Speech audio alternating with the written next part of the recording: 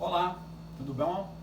Hoje seria a nossa palestra 4, mas eu, na verdade, inseri uma segunda parte, porque eu quero retomar algumas coisas que a gente falou, desde 2 palestras atrás, quando eu conversei sobre Piaget, né?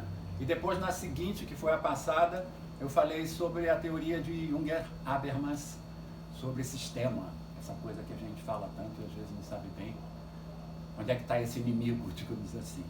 Enfim, então hoje eu decidi que eu quero fazer uma junção de se aplicar na escola. Eu acho que está na hora da gente falar na escola. Grande parte de tudo isso que eu estou falando tem a ver com a escola e eu quero usar a minha experiência acadêmica, na verdade, de 50 anos de professor universitário, para ver se eu posso dizer algumas coisas. Vou relembrar que o meu doutorado foi em educação e eu tenho alguma coisa que eu já pensei sobre esse assunto, tá bom? Vou começar com uma historinha. Meu irmão, quando morava comigo, saiu de moto, só de sunga e voltou todo arranhado. Entrou embaixo do chuveiro e pegou a bucha e passava em cima do arranhado assim como se fosse...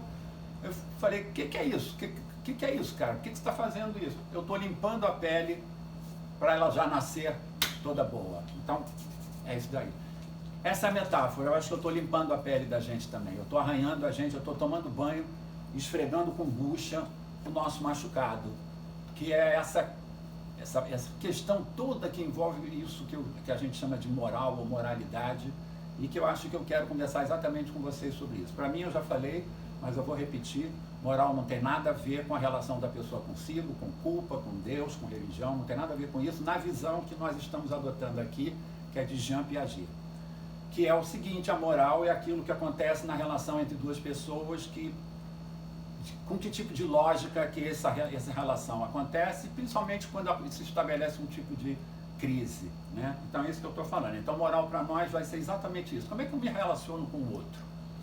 Outra vez eu quero começar homenageando uma das razões principais para eu fazer esse trabalho aqui espontâneo com vocês, de conversar sobre o que eu sei desses assuntos, é homenagear toda a equipe médica mundial que honrosamente fez o seu papel e foi a campo e morreu por isso.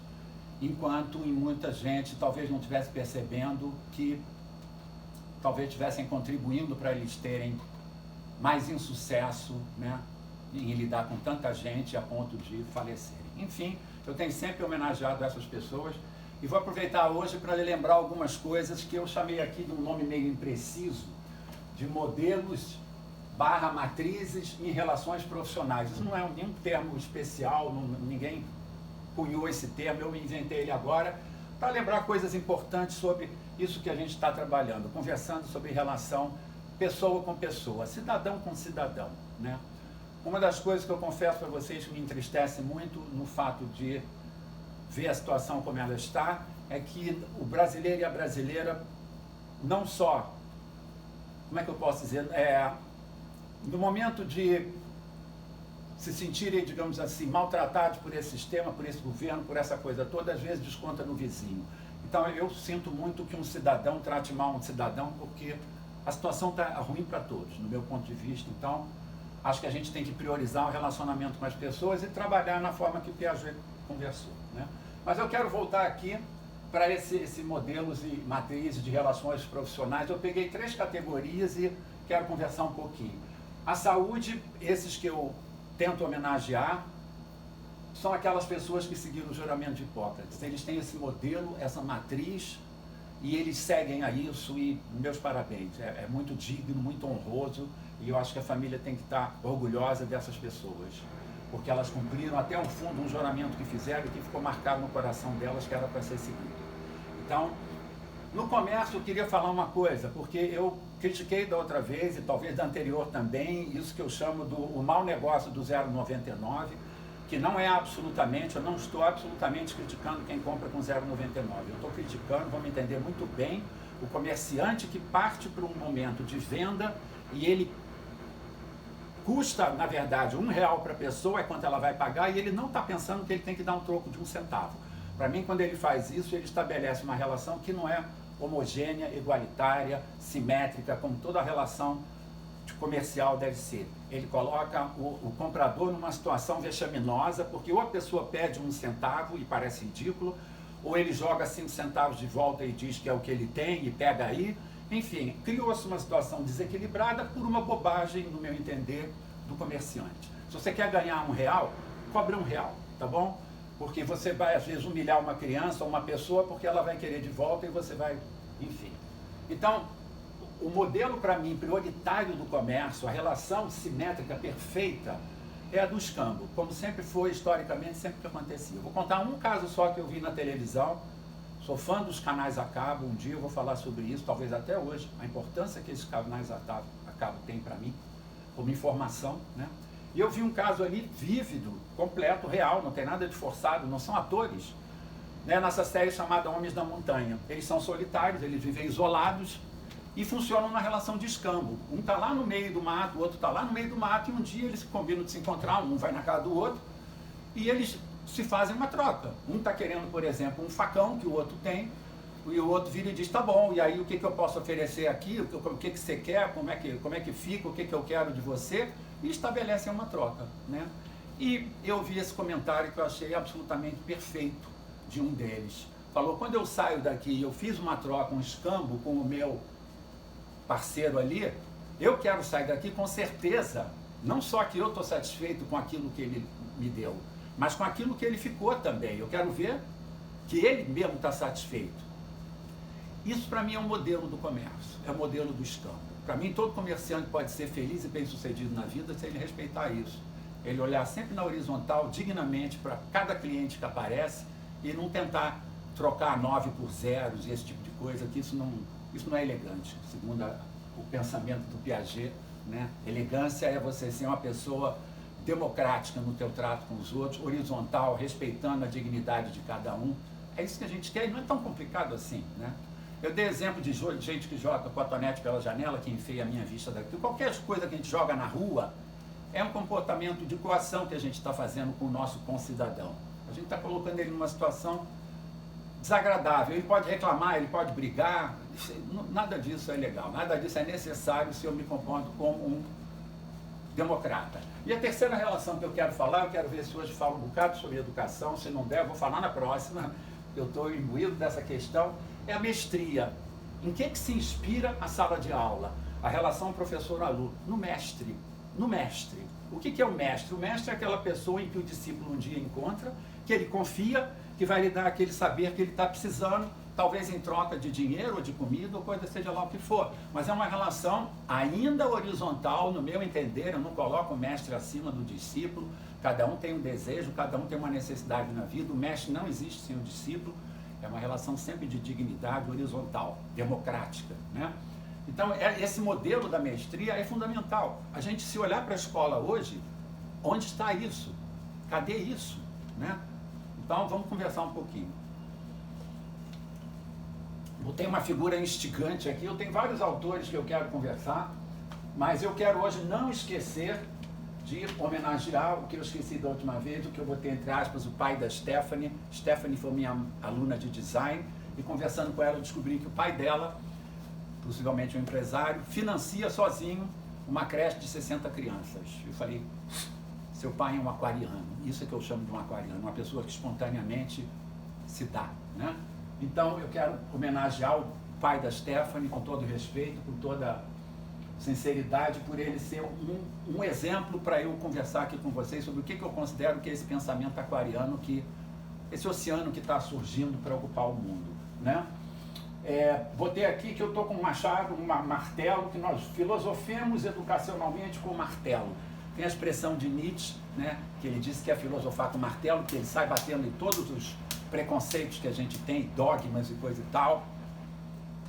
Eu gosto muito dessa parte dele, acho que ele é perfeito nessa destruição de ídolos falsos que dominaram a humanidade por tanto tempo e ainda dominam, mas,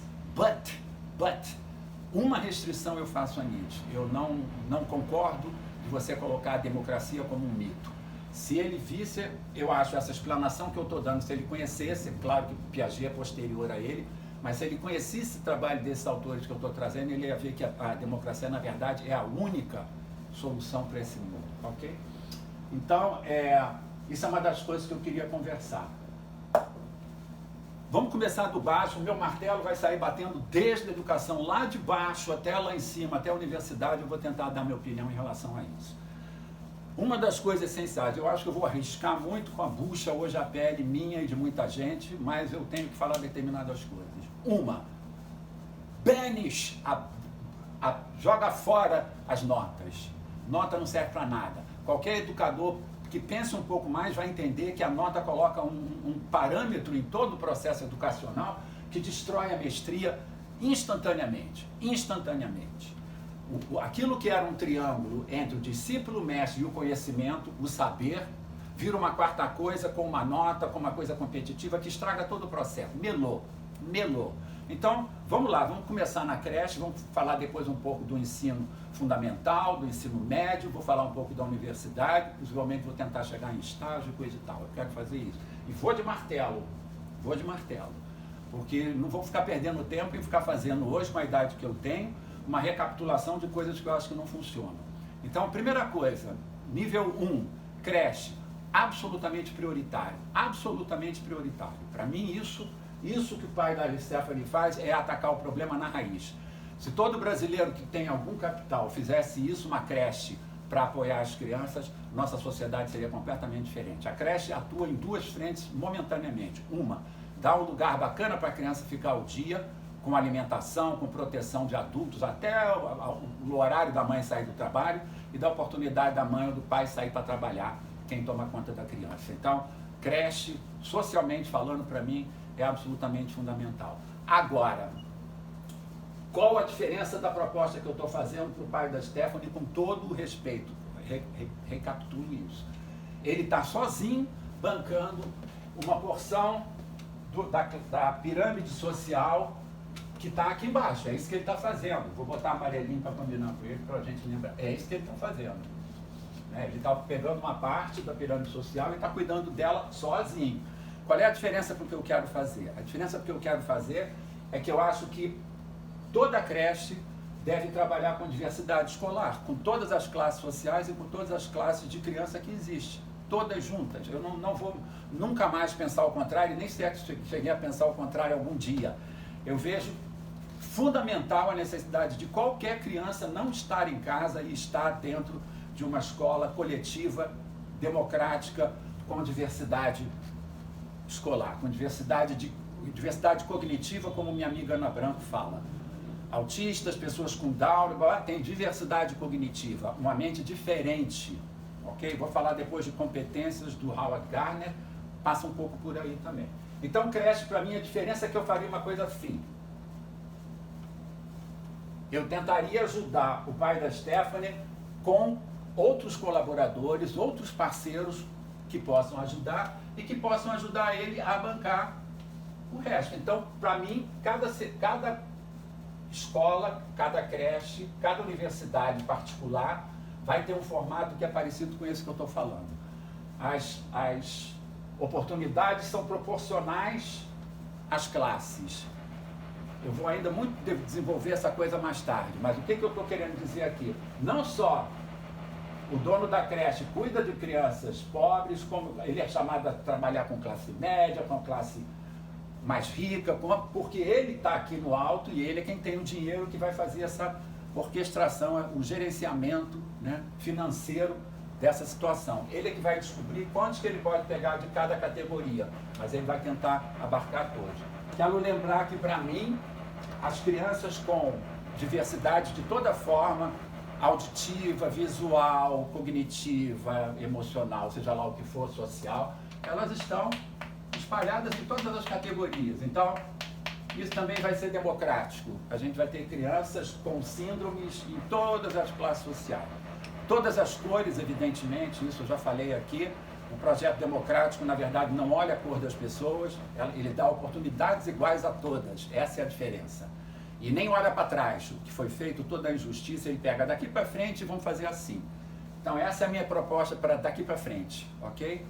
Trabalhar com as classes, né, mais ou menos. Isso aqui pode ser classe A, B, C, D, E, isso pode ser aquelas 4 categorias que eu coloquei, mas todo mundo entende a pirâmide social, como é que ela funciona, né?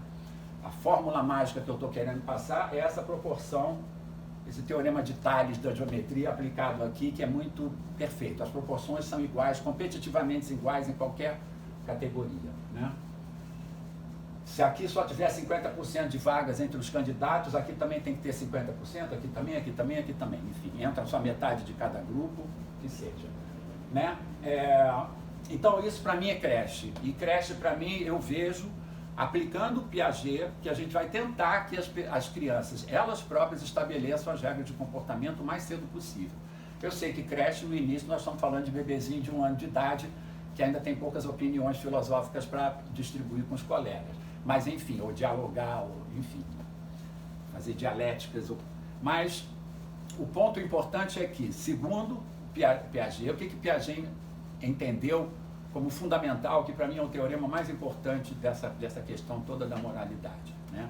Piaget compreendeu, primeiro ele foi o primeiro e único, como eu li naquele texto para vocês, o primeiro e único pensador sobre a moralidade que foi científico, ou seja, que tinha empiria, ele tinha pessoas reais que ele acompanhou durante muito tempo, e quando os outros, nenhum deles tinha isso, né? Nenhum outro pensador sobre a moralidade fez isso antes. Eles filosofavam, pensavam aqui dentro, mas não na empiria. Então ele é científico. Eu considero Piaget as ciências humanas da melhor qualidade, né? Outra coisa, ele descobriu uma outra coisa fundamental: as crianças estabelecem a moralidade entre elas sozinhas, sem a participação do adulto. Se você botar o adulto, você estragou o processo todo. Elas vão convivendo umas com as outras, descobrindo quais são, o que acontece uma com a outra. As consequências disso são, no meu entender, imensas, né? Imensas. Então, por exemplo, a questão do bullying começa a desaparecer desde pequeno. Porque no que uma criança começar a chamar a outra de gordinha, vai ter uma outra que vai dizer: e você que é desdentado, e você que é careca, ou sei lá, você o quê? Elas vão compreender que isso não é um comportamento legal. Cada pessoa que joga na outra uma coisa pode receber de volta. E as crianças são muito sinceras, a gente sabe disso, né? Então esse é um ponto, deu uma pausinha aqui porque o meu celular tocou. Então esse é um ponto que eu considero assim revolucionário. Só um minutinho.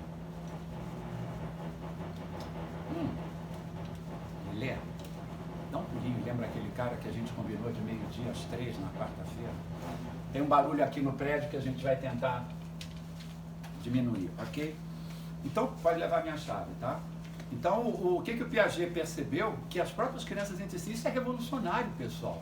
Agora, quando a gente, às vezes, propõe isso na universidade, a gente escuta gozação de colega como se eles soubessem que isso é falível, mas, na verdade, isso não é falível, isso é científico. Então, a gente tem que tomar cuidado e ver se a gente pode aproveitar o que tipo de ciência a gente tem. A gente tem muito pouca ciência humana que a gente pode, talvez, tão confiar como isso, né? Então esse ponto é fundamental. A gente, assim que puder, as crianças vão começar a conviver entre elas e estabelecer. Bom, crescer um pouquinho, vamos falar um pouquinho, talvez um pouco mais, quando vai chegando pré-escola, ensino médio, ensino fundamental, desculpa, e depois ensino médio, né? Agora as crianças já estão numa possibilidade delas falarem quais são as regras, né? Ainda não estão a ponto de elas escreverem, talvez não seja necessário isso. Como eu dei exemplo na escola do meu filho, quando ele era pequeno, eu vi atrás da porta as regras formuladas pelo grupo, mas escritas na letra da professora, claro. Mas eles sabiam onde é que estava escrito cada coisa. E aí, então, isso é uma escola piagetiana. É isso que é uma tentativa de uma escola democrática nos moldes de Piaget, que foi tentado em vários lugares no mundo e é tentado até hoje com muito sucesso, eu considero, né? Dei exemplo de um aluno de lá que é amigo dos meus filhos e que hoje faz gratuidade de ensino de matemática pela internet, uma coisa que eu acho super democrática e muito bacana. Ok, estamos agora com crianças de 8, 7, 8, 9, 10 anos de idade, regras estabelecidas pelo grupo. O professor tem que ficar de fora nesse momento, ele tem que ver o comportamento da coisa e que aquilo se estabeleça como um código, um jogo que é jogado pela turma inteira. Agora entra uma questão assim muito complicada, mas que eu tenho que comentar. A questão da nota, ela está completamente equivocada toda, né? Está completamente toda equivocada. Como eu falei, ela tira o mérito de um processo que era baseado na mestria, mestre, discípulo e conhecimento, e coloca uma quarta coisa, que é uma nota que não tem nada a ver, faz as pessoas competirem, segundo critérios que a própria escola estabelece, o sistemão todo, the man, como diz o cara da escola do rock, né? the man, o sistema, estabeleceu determinados assuntos que a gente tem que ensinar em sala de aula. Tá um horror, né? Eu considero o ensino médio, por exemplo, terrível, terrível. E vou depois tentar explicar por que tem um conjunto de palavras interessantes aqui que são desafiadoras para a gente pensar, ok? Bom, uma das coisas, essa questão de competências, eu vou puxar um pouco esse assunto porque eu acho que aqui está na hora, quando você começa a entrar no ensino fundamental e ensino médio, a gente deveria adotar as competências do Howard Gardner. Vou dar um exemplo para vocês da minha família, eu gosto de vez em quando de esfregar a bucha com um exemplo meu ou da minha família, né? E esse foi um caso vivido pela minha irmã, quando ela estava naquela época, era o primário, né? As primeiras séries, ela sofria bullying da professora. Por quê? Porque ela era lenta, na hora de escrever ela era lenta. Então ela virou a lesma, a professora chamava, e aí lesma, já acabou e coisa e tal, então ela sofreu muito, a vida inteira, até hoje ela carrega isso. Claro, bullying, ninguém esquece. De professor então pior, a turma inteira ria, né? Claro. Será que a minha irmã não seria uma calígrafa? Será que não era isso que estava acontecendo naquele momento, naquela menina de 7, 8, 9, 10 anos de idade? Esse desejo de acompanhar meu pai, que tinha uma caligrafia muito bonita, será que isso não é uma coisa nobre, não é bonito, não é uma inspiração? Será que não era uma mestria que ela estava vivendo ali na questão de aprender a escrever bonito, que nem meu pai? Por que a escola tem que massacrar uma pessoa assim? Né? Por quê? Por quê? Pode-se ganhar dinheiro como caligrafia? Por que a gente tem que detonar determinadas profissões que não estão no circuito principal? Então veja aqui um pouquinho, né? Inteligências múltiplas do Howard Gardner, esse é um psicólogo, ele já está um número maior do que 8, talvez 13, talvez até mais, uma ideia brilhante dele, brilhante, né? A criança ou nós temos não só competências essas tradicionais que a gente sabe, de matemática, de aprender a ler, etc e tal, mas tem uma quantidade de outras que podem ser desenvolvidas pela escola, né? Então, lógico, matemática, tudo bem, a gente sabe que tem os nerds como eu, que gostava disso, gosta disso e tem essa competência, bacana. Gardner chama, ou as pessoas chamam de inteligências múltiplas, tudo bem. Linguística, a gente conhece muita gente que tem competência linguística, que escreve bem, que fala bem, coisa e tal. Ele apronta outras. A gente pode ter uma competência interpessoal, né? Uma pessoa que tem que vive muito, por exemplo, em relação aos outros e que entende muito o comportamento dos outros, que no futuro talvez venha a ser psicólogo ou coisa assim. É uma pessoa que tem essa competência interpessoal entre as pessoas, né? Sabe lidar com, fazer esses grupos e coisas assim. Intrapessoal, uma pessoa que sabe se auto-observar, que tem uma consciência de si que ela tenta desenvolver, que é uma coisa preciosa. Quando eu boto aquele mapa para vocês aqui, eu mostro que a autoestima é uma coisa, a consciência de si é outra. Mas enfim, corporal sinestésica, a escola tem que trabalhar com isso, pessoal. Quanta gente vai ser bailarino, vai ser ator, vai ser jogador de futebol, quanta gente vai trabalhar com o corpo? Né? Onde é que nós estamos? Nós estamos no país do esporte, do futebol, dessa coisa, dessa alegria. Cadê essa competência ser trabalhada na escola? Por que aquele ginásio não se usa muito mais como espaço cênico também, ou de danças, ou folclores, ou sei lá o quê, né? Musical, claro, desenvolver quem tem ali talento musical, não só deixar a pessoa fazer aquilo nas horas vagas, eu vou trabalhar com isso, uma competência espacial também, isso é uma coisa importante. E naturalista. Quanta gente tem uma competência naturalista? Eu botei aqui um exemplo de um outro amigo do meu filho, Miguel Coutinho, que estudou na mesma escola que eles dois, meus filhos também, e que agora trabalha na Amazônia, numa cidade chamada Tefé, cuidando das onças. Essa competência naturalista, será que ele não podia ter vindo trabalhando com isso desde pequeno? Por que fica marretando uma pessoa dessa com história, geografia, isso é uma quantidade de coisas que às vezes não está na ideia dela, né? Então, essa seria a minha primeira ideia, ok? Num plano assim muito geral para a questão do ensino fundamental e ensino médio.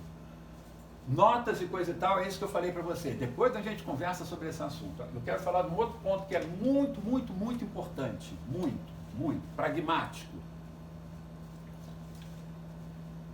Cada proposta dessa, eu estou colocando num nível de que tem um patrocinador, existe uma pessoa que eu chamo de uma pessoa progressista com capital, né? Eu considero que o pai da Stephanie é um bom exemplo de uma pessoa progressista, com certeza, né? E com capital para ele bancar isso. Então, eu imagino que essa escola, por exemplo, que eu estou pensando, fundamental e ensino médio, seja bancada por alguém, uma escola particular. Eu estou fora de pensar em governo, pessoal. Estou fora e nada daqui que eu estou falando tem a ver com o governo. Quando eu falar do John Rawls, talvez. Mas então essa escola entra como? Ela pode ser, por exemplo, agora, se ela é uma escola particular e o dono decide tentar fazer uma experiência diferente dessa. Qual era a ideia? Como é que isso aqui pode ser feito? Primeira coisa que eu quero dizer. Deixa as pessoas exatamente no mesmo lugar. Se você tem uma escola particular, você tem capital, você é progressista, você tem uma escola de ensino médio, de ensino fundamental, deixa quem está contratado exatamente no mesmo lugar, não mexe no salário de ninguém. Senão você não vai conseguir fazer revolução educacional, coisa nenhuma. Coisa nenhuma. Você não pode, nenhum professor de matéria nenhuma pode sentir que ele está ameaçado, ok? Esse é o primeiro ponto. Como é que eu vou fazer então a mágica de mudar o conteúdo para isso daqui? De uma maneira muito democrática, muito democrática.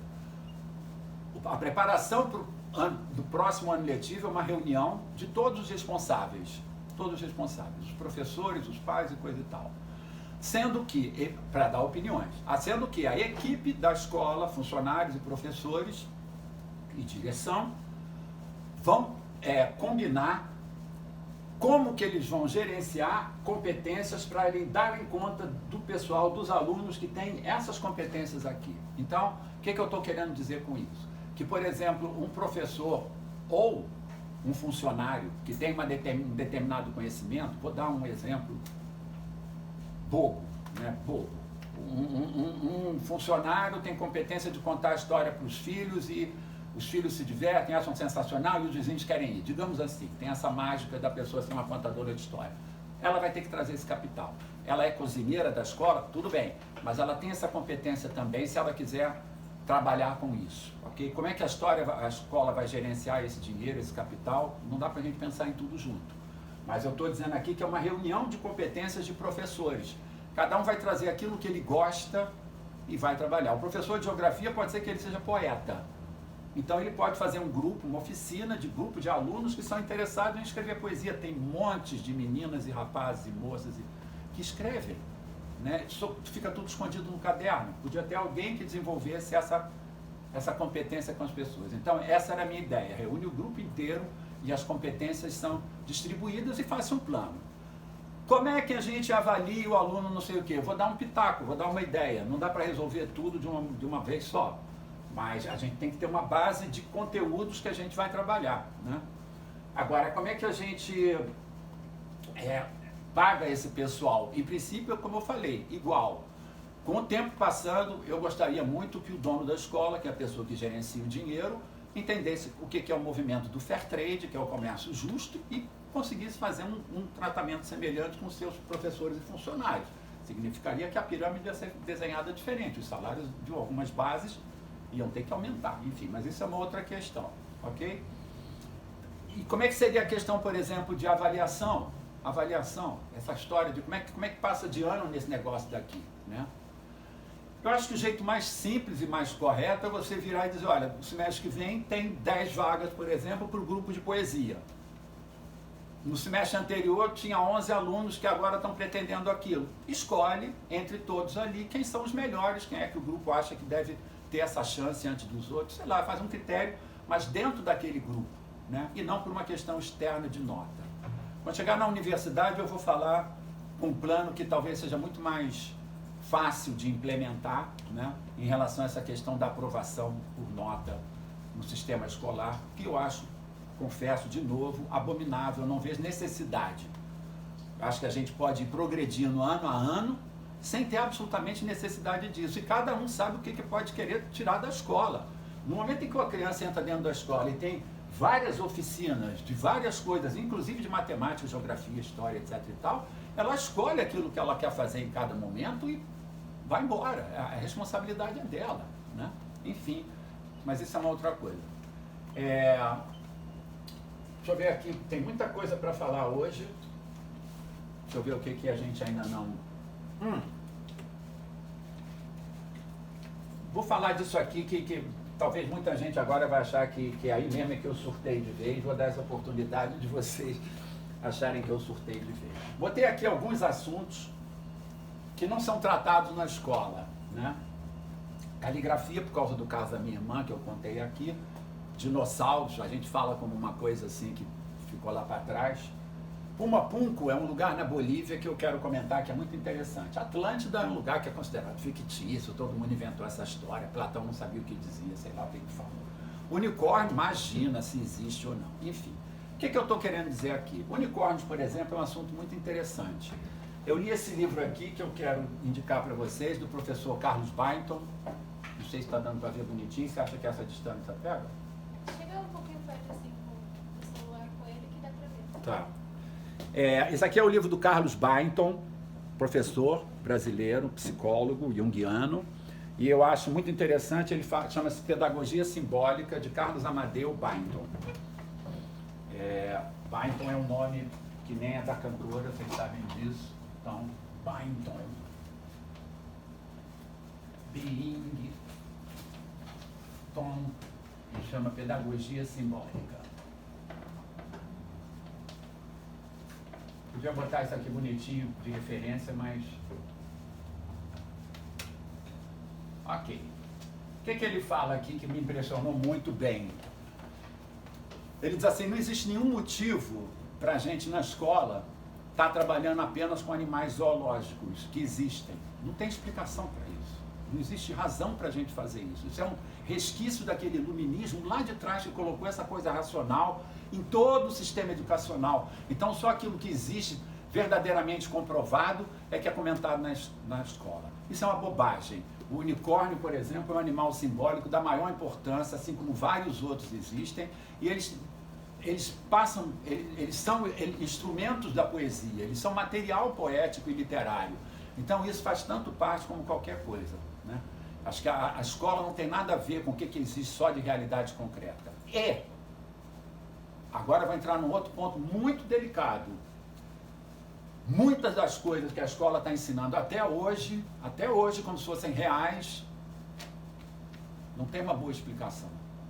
Então eu botei aqui uma coisa que vocês talvez não vão entender nada, que parece que eu estou brincando, e não estou. Investiguei essa coisa até onde eu pude. Dinossauros. O que você sabe sobre dinossauros? O que você aprendeu na escola sobre dinossauros? O que todo mundo fala sobre dinossauros? Que eles desapareceram do planeta Terra 65 milhões de anos atrás, porque bateu um meteoro aqui ou coisa e tal. Isso é comprovado, foi no México, na enseada do México tem um buraco enorme, isso é sabido, e cobriu o planeta de poeira e de pó e de tudo, e o sol não batia, e aqui virou geleira durante milênios, e aí morreram todos os grandes animais e coisa assim, ok? Então, verdade ou fake? Fake. Fake. Agora eu vou dizer para você, fake. Onde é que eu vi isso? Eu quero que vocês depois vão testar para não dizer que eu sou maluco gratuitamente. Isso daqui é o filme sobre King Kong. A direção é do Peter Jackson, de se não me engano, 1992, 2002, sei lá. Não importa. Aí eu fui ver o making of do filme. E aí tem lá o lugar, a ilha, que é a referência da história, chama-se Skull Island, Ilha da Caveira, né? E aí eu fui lá e tá bom, vamos ver. Aí tem no disco do making of do filme, eu quero que cada um aí vai experimentar ver isso, tem lá a história natural da Ilha da Caveira. Aí eu falei, história natural, no meu entendimento, é coisa real, é coisa que existe, não é ficção. Eles não estão inventando essa história, isso foi uma história verdadeira. Então a história de King Kong, que em 1933, esse macaco gigantesco foi capturado e levado para Nova York, é verdade. E existe documento fotográfico e tudo de que essa ilha existiu até 1948, o ano que eu nasci. E é muito curioso isso, eu fiquei absolutamente chocado. Eu falei, eles começaram a contar ali, e a direção do Peter Jackson deixa isso muito claro, que esse lugar está documentado, e várias expedições inglesas foram feitas até lá. Agora, olha que coisa, como é que você vai explicar? Mas como é que sobreviveram, então, dinossauros nesse lugar? Sim, é isso que eles constataram. As pessoas que viajaram para lá, as expedições inglesas que foram para lá, enfrentaram o maior inferno possível sobre a Terra. Vários cientistas sofreram mortes violentíssimas por encontrar animais que eles nem imaginavam que eles podiam encontrar. Aquilo era um inferno, aquele lugar. Vou explicar por quê. Por que faz sentido essa história? Eles explicam. Porque a ilha é vulcânica. Então, o que acontecia? Duas coisas. Uma, ela abria espaço no céu de vez em quando, né? Jogava coisas, abria aquele buraco de poeira e mais ou menos durante um tempo E, na verdade, embaixo, o calor todo de vulcões, aquela cercania de um vulcão, o terreno é muito mais quente, então era um terreno fértil. Então era como se fosse uma floresta amazônica numa ilha pequena, que foi retrocedendo, ficando pequena com o tempo, até que desapareceu em 1948. Então tem um depoimento, pode me botar na cadeia se você quiser, pode me enjaular e dizer que eu estou doido, mas tem um depoimento por escrito de uma pessoa chamada Neville Whitecliffe, em Surrey, que morreu comido por um dinossauro em 1930 e tanto. A escola fala disso, pessoal. A escola procura saber se isso é verdade ou não. Vocês não acham que se eu coloco essa questão em sala de aula, eu vou ter aula para 10 aulas de história super interessantes, com a garotada procurando na rede para ver até que ponto isso que eu estou falando é verdade, ou se eu estou sendo idiota? É uma questão sensacional, é uma coisa fora de comum, né? Eu fiquei estarrecido quando eu soube disso. Talvez no dia que eu nascesse ainda tivesse dinossauro lá, não sei quando é que houve o terremoto. Não só isso, tinha população humana também lá, mas isso na sua condição mais baixa que você pode imaginar do que qualquer tribo, que qualquer pessoa já encontrou. Eles viviam numa coisa de... Eles eram predados, os predadores estavam em cima deles, né? Eles eram presa de vários animais. Então eu quero dizer o seguinte, a escola às vezes está completamente desinteressada ou ela não sabe colocar as questões para o aluno se interessar. Puma Punku, as pessoas que acham que aqui nunca teve uma civilização mais evoluída, eu queria que elas me explicassem o que acontece em Puma Punku, que é um lugar real. Se você tomar uma condição daqui, um avião e saltar em La Paz, em acho que 2 ou 3 horas você está em Puma Punku, na Bolívia. O que é esse lugar? O que ele tem de tão estarrecedor assim? Me explica como é que tem umas pedras que são desse tamanho e que são tão bem torneadas como uma peça de Lego. E elas são de pedra. E elas têm um tri-retângulo, aquele ângulo cavado de 3 ângulos retos, que aquilo dali é absolutamente perfeito, não tem marca de... Nada burilou aquilo, não foi laser, não foi coisa nenhuma. Você quer a minha explicação, já que você vai dizer que eu sou maluco? Impressão 3D de pedra. Porque a gente tem impressão 3D agora, já de plástico, a temperatura vai chegar num ponto que vai derreter pedra. Quem viu Game of Thrones sabe. E a informação é verdadeira. Com 2000 graus, por exemplo, você derrete pedra. Por isso é que os dragões derretiam pedra em Game of Thrones. O que eu estou querendo dizer com isso? Me explica. Então qualquer físico, qualquer antropólogo, qualquer arqueólogo que acha que o planeta nunca foi visitado por ninguém, nenhuma inteligência anterior ao que a gente sabe de Egito, Suméria e tudo, explica Puma Punku para mim. Explica, tá? São 200 pedras desse tamanhão, em formato de H, que uma encaixa dentro da outra como peça de Lego, tá bom? Atlântida, tem várias pessoas pelo mundo afora, por isso é que eu digo que eu gosto dos canais a cabo, abriram o meu mundo, o canal a cabo para mim é mais importante do que internet. Eu vou às vezes no Google, eu faço pesquisa às vezes, mas o canal a cabo, o que ele mostrou? Ele mostrou um grupo de pesquisadores interessados em história e que não são acadêmicos, e que eles não têm que prestar conta à academia. Portanto, eles podem ter opiniões diversificadas sobre o assunto. Então, quando eles pensam em Atlântida, não é uma bobaginha, não é um mito. Aliás, a gente vai ter que conversar muito sobre o que significa mito, porque talvez 90% do que o nego diz que é mito, talvez não seja mito, né? E Atlântida tem essa questão, é um lugar fascinante. Deixa teus alunos investigarem até que ponto existiu ou não. O que existe sobre esse material? Deixa os artistas fazerem essa criatividade. Você sabe que existe uma opinião de que em Atlântida sobreviveram talvez humanos e extraterrestres no mesmo lugar? Não estou dizendo que é verdade ou falso, nem que esse é o caso, mas isso é uma investigação, isso é vida. A escola não está trabalhando com coisa viva, ela está trabalhando com coisa que já passou. Então está na hora da gente colocar os alunos para se envolverem com coisas que são desafiadoras e que mostram para a gente que o mundo é maravilhoso e que as coisas não estão com a resposta pronta ainda, né? Então é isso que eu queria falar para vocês. Então, tudo isso que eu estou dizendo é a ideia de uma escola democrática, tá bom? A gente ainda vai falar muito sobre isso, hoje a gente está chegando no finalzinho. Eu vou falar da próxima vez um pouco sobre a universidade, tá?